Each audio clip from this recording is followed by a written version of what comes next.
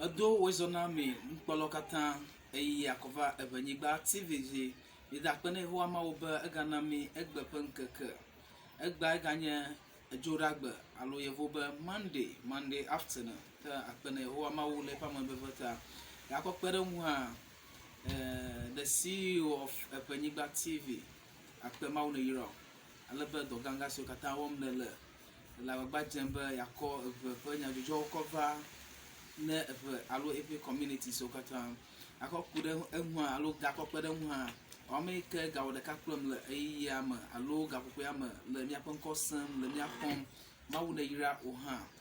akpena oha egba ne kpobe nyepe agbana alo paper edzirọboa maye na naketa ala ba enya eke le toma enya eke defo enya eke wonblani enya eke ne bunwa masegomo ne endunkra ha na me take time on do level no na chinunkra ha echia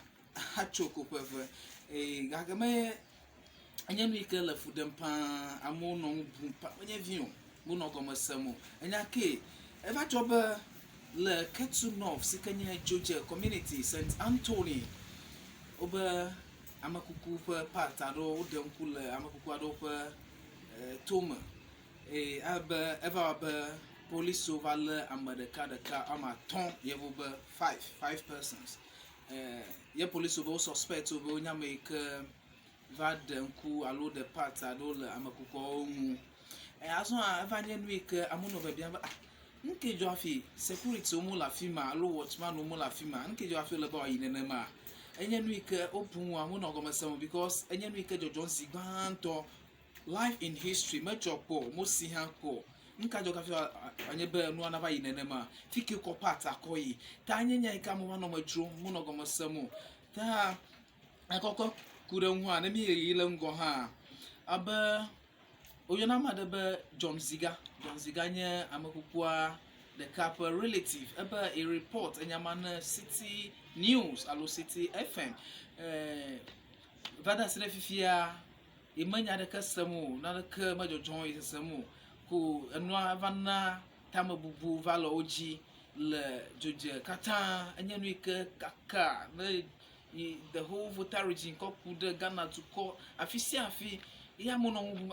nke wa fi lebe no na va yinene ma akoko na mi le ngo yi ha doctor akele hospital anu se kenye St Anthony Hospital alo mortuary anu you number Reverend Fright Lieutenant Colonel WK Sraha inya mekel enu ta eno ejidempo na amoba moga evon moga chijio elabana nui ke joa enya nui ke to ha ebun wa imesegomo gakele papaji a imata globe amegboto enya me ke vade nkule to na makuku all over the parts ma ke bon le pen popotino a ewo na abe ke rodent anya ngbagbe bia do duna amegboto pe ntila adona nkule to na amegboto ta le pen popotino alo if witness adoma hia ka rodents so ke yengbagbe vi onye enu ke vade nkule to mana amakuku ta ga ke kokure hu a imata conclude be rodents alo amagboto ewe ga ke ha la pama goji ha eji megadela amadaka police so le agbagba jem le ofodo wom alebe no nya amagboto ha police so le agbagba jege aku ne ga yingo ha Assemblyman sikele Ketu North afima sikenye Dzodze ha iha no kukudem na ekufa pomokata alo amakukofe ntimao be ide kukuna mesiama no lejide po police so le ofe agbagba jem alebe wole nu makum afike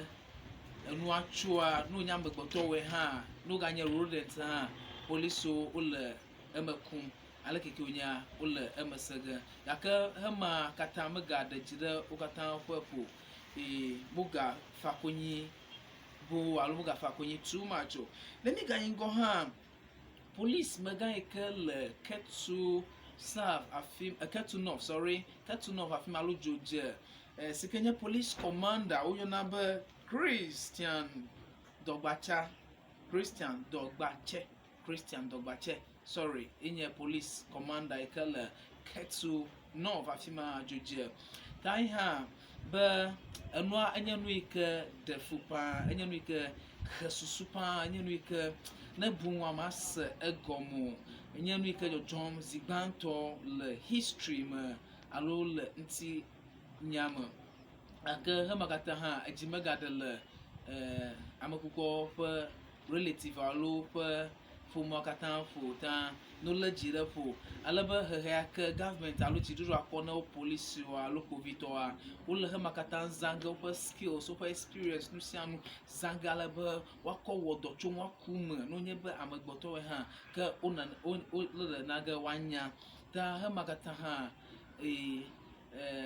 yole kafra dona amasiama yole kafra enye no ike edefu pa na dia abunwa vukaka na me take time alo de me kachewa atana ajeda fakran dakele he makata ma ejime gadele amadeke pefu ta police le kwagba jem le no makun tala ke konya wa onuya ta le ayama magloba akpenao kan abalesi nele de kawon plami le ayama daka ala ke konya ha mi ga no makun afisi afika enya ka va sada lo afisi afika owunura ha mi la gbagba jege mi akwevena mi manye be mi asada afia ko ale ke police o jagba wo for investigation de siana afisi afika do ha kami na naga mi anya ta enya make ko anya juju akovena mi ayo number Christian adiabo alo civist ta mi ga nroblo mi jagba mi ile Google Play Store mi ava download app Ewenyigba TV alebe mi download app mi le Twitter mi le Instagram mi le Facebook mi le WhatsApp ta akpana mi